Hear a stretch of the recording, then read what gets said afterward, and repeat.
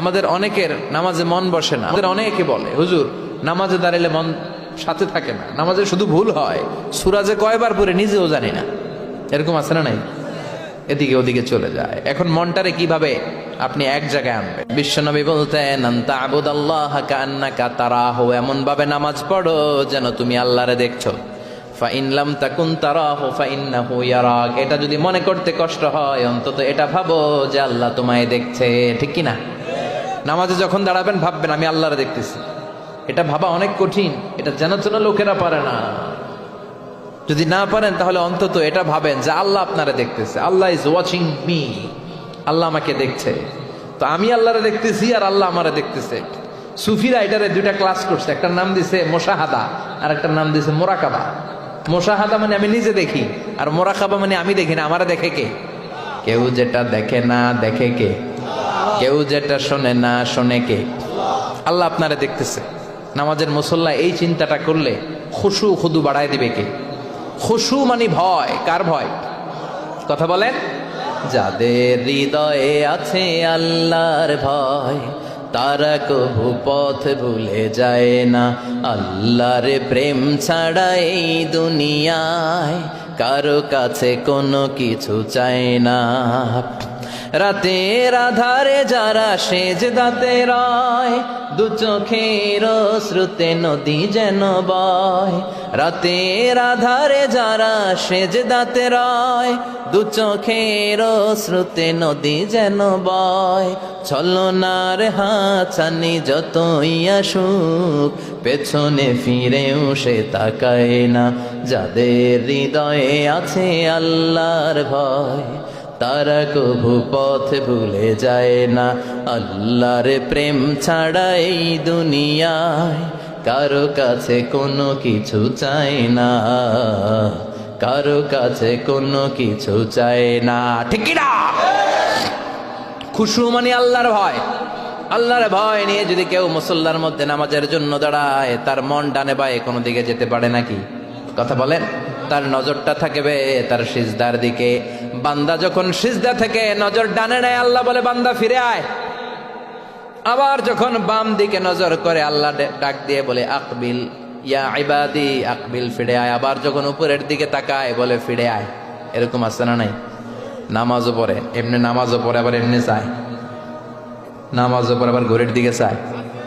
আছে না নাই? না, আল্লাহ বলে আকবিল, বান্দা ফিরে আয়, ফিরে আয়, তাকাবি তো সেজদার দিকে।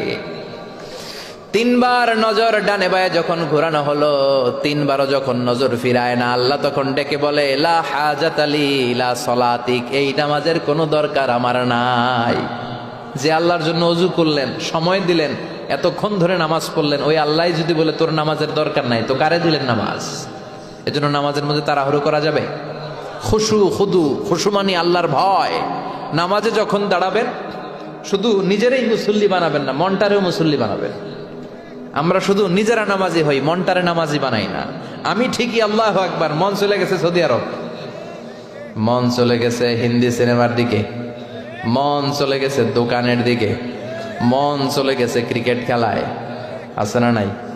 উনি কিন্তু মুসল্লি, মসজিদে উনি কি মুসল্লি, উনি হাতে পায়ে একেবারে মুসল্লি, কিন্তু মনটারে মুসল্লি বানায় নাই।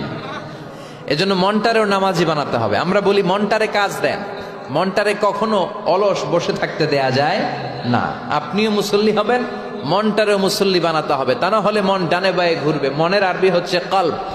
কলব মানে যেটা নাড়াচাড়া করে। এটা এখন এদিকে, পরে ঢাকায়, এরপরে সৌদি আরব, এরপরে আমেরিকা। এটার পাসপোর্টও লাগে না, ভিসাও লাগে না, এটা খালি দৌড়ায়। ঠিক কিনা? এজন্য মনটারে নামাজি বানানোর দরকার আছে না নাই? এজন্য আল্লাহ বললেন কদ আফলাহাল মুমিনুনাল্লাযীনা হুম ফি সালাতিহিম খাশিউন। মুমিন বান্দাদের প্রথম গুণাবলী হলো মুমিন বান্দারা যখন নামাজে পড়ে মনটারে নিয়ে নামাজ পড়ে, নিজেও নামাজি মনটাও নামাজি। ঠিক কি না? আমাদের অনেকের নামাজে মন বসে না। আমাদের অনেকে বলে, হুজুর নামাজে দাঁড়ালে মন সাথে থাকে না, নামাজে শুধু ভুল হয়, সূরা যে কয়বার পড়ে নিজেও জানি না। এরকম আছে না নাই? এদিকে ওদিকে চলে যায়। এখন মনটারে কিভাবে আপনি এক জায়গায় আনবেন, কনসেন্ট্রেট করবেন কিভাবে? বিশ্বনবী একবার মসজিদে ঢুকে দেখলেন এক সাহাবী নামাজ পড়তেছে, আল্লাহু আকবার, নামাজের মধ্যে এরকম করতেছে। এরকম করে না অনেকে? নামাজে পরে দাড়িও টানে, দাড়িও চুলকে, আছে না নাই? নামাজ পরে জামাও সোজা করে, নামাজ পরে দাড়িও টানে। বিশ্বনবী বললেন লাউ খাশাআত কলবুহু লা খাশাআত জাওয়ারিহুহু, এর অন্তরে যদি আল্লাহর ভয় থাকতো তাহলে এর অঙ্গ প্রত্যঙ্গের মধ্যেও এই ভয়ের ইম্প্যাক্ট পড়তো। এই সাহাবীর অন্তরে আল্লাহর ভয় নাই, খুশু নাই, এজন্য হাতে পায়ের মধ্যেও খুশু নাই, হাত একবার এদিকে নড়ে আরেকবার ওদিকে নড়ে। আমাদের এরকম সমস্যা আছে না নাই?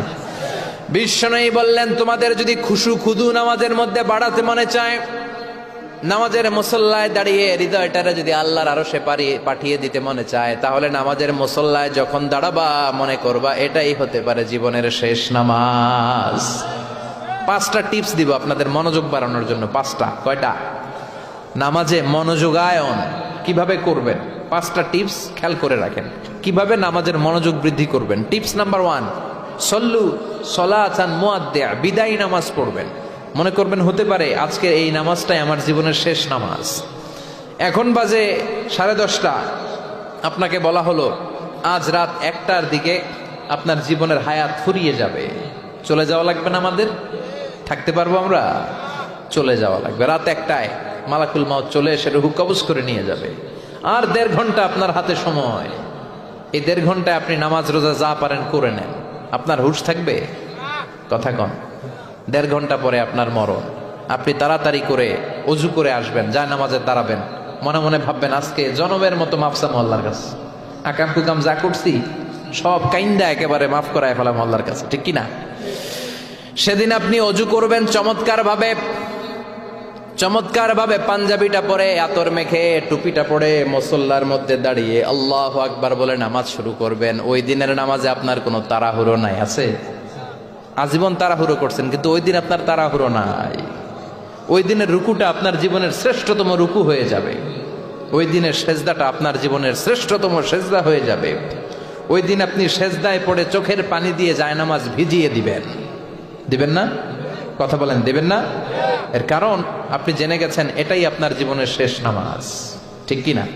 তো এই যে প্রত্যেক নামাজের সময় মসজিদে যে আল্লাহু আকবার বলে যে দাঁড়াই, এই নামাজের পরে আবার কোনো নামাজের চান্স আমি জীবনে পাবো কিনা কোনো গ্যারান্টি আছে? চিল্লায় বলতে হবে, গ্যারান্টি আছে? আরো 30 মিনিট আমরা সবাই বেঁচে থাকবো, গ্যারান্টি? আরো 10 মিনিট বাঁচবো, গ্যারান্টি? শ্বাস যেটা ভিতরে নিলাম ফেলতে পারবো, কোনো গ্যারান্টি আছে?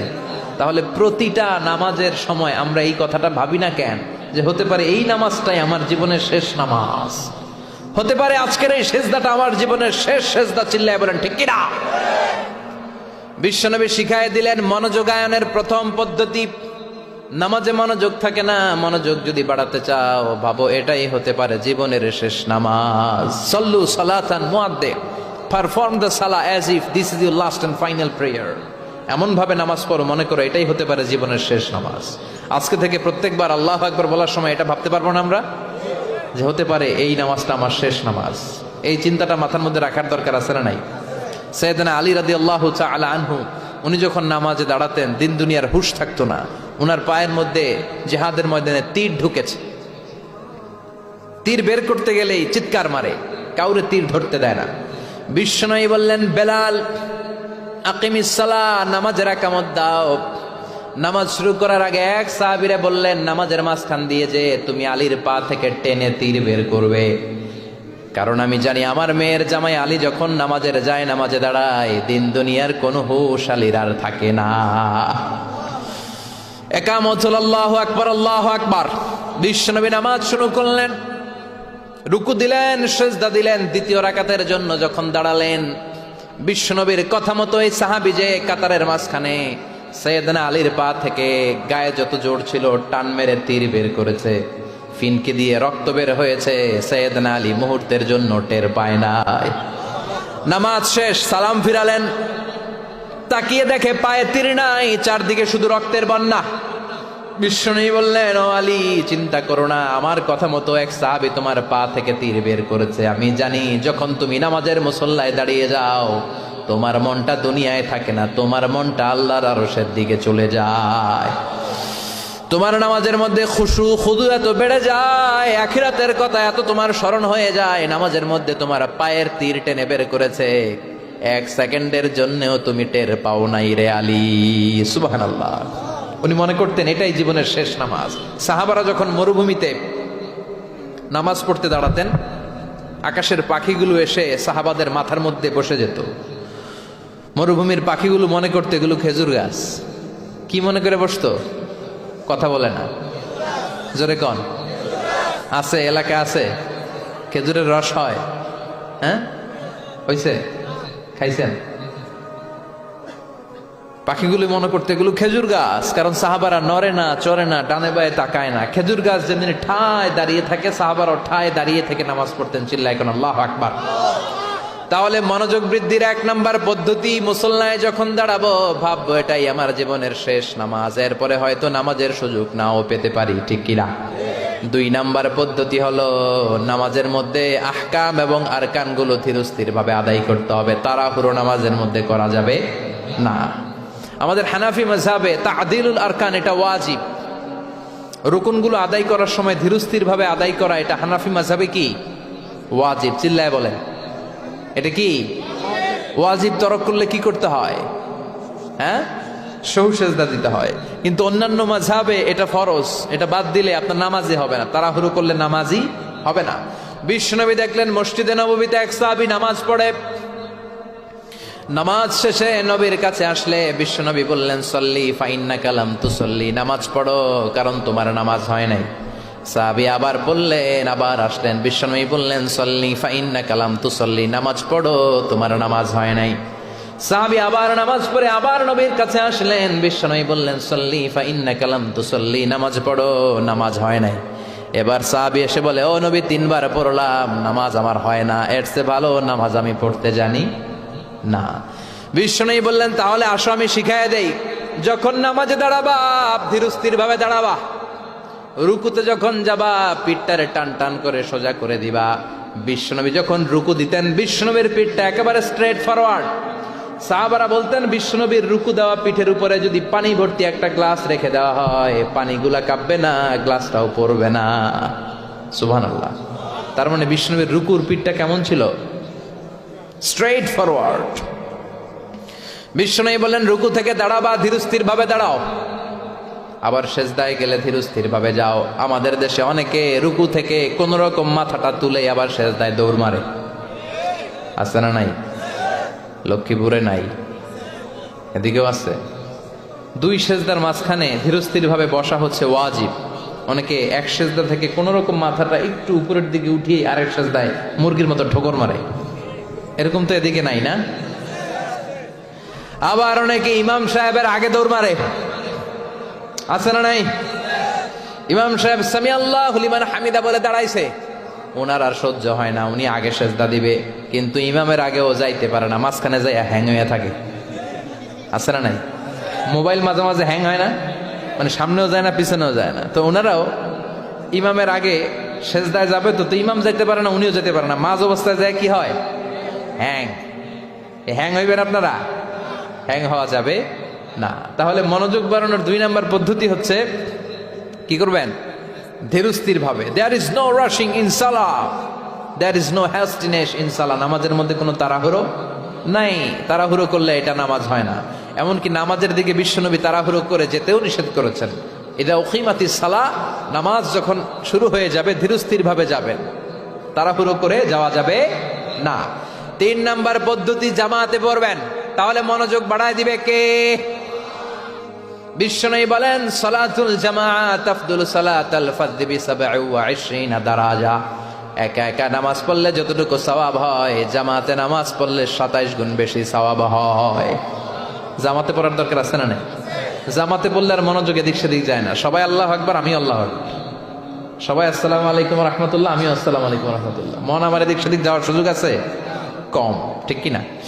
4 নাম্বার, নামাজে যা বলেন অর্থ বোঝার চেষ্টা করেন। আমরা সালাতে যেটা বলি এটার অর্থ বুঝি না। আমরা প্রতিদিন বলি আলহামদুলিল্লাহ রাব্বিল আর রহমানির মালিকি, আবার বলি সামি আল্লাহু লিমান হামিদা, কি কইলাম বুঝি নাই। সুবহান রাব্বিয়াল আলা মানে কি জানি না। আত-তাহিয়াত লিল্লাহি ওয়াস সালাওয়াত ওয়াত তাইয়্যিবাত অর্থ কি জানি না। এজন্য সালাতে যা বলেন এটা বুঝে বুঝে বলার চেষ্টা করেন। অ্যাট লিস্ট সালাতে যেটা আপনি পড়েন এটার অর্থটা শেখার চেষ্টা করেন, তাহলে বললে হৃদয়ের মধ্যে টাচ লাগবে। অন্তরে দরদ লাগবে, চিৎকার করে বলেন ঠিক কিনা। 5 নাম্বার পদ্ধতি, নামাজের মধ্যে যে সুন্নাত গুলো আছে সুন্নাত গুলো আদায় করবেন, তাহলে নামাজের মধ্যে মনোযোগ বাড়াইয়া দিবে কে? হাত তোলা সুন্নাত তোলেন, রফউল ইয়াদাইন যদি করেন, অভ্যাস যদি থাকে বারবার হাত তোলা তুলেন, প্রতিবার তুললে 10টা করে সওয়াব। আমিন বলবেন, যে মসজিদে জোরে জোরে বলেন, আস্তে তো আস্তে বলেন, কিন্তু বইলেন, বলার দরকার আছে না নাই?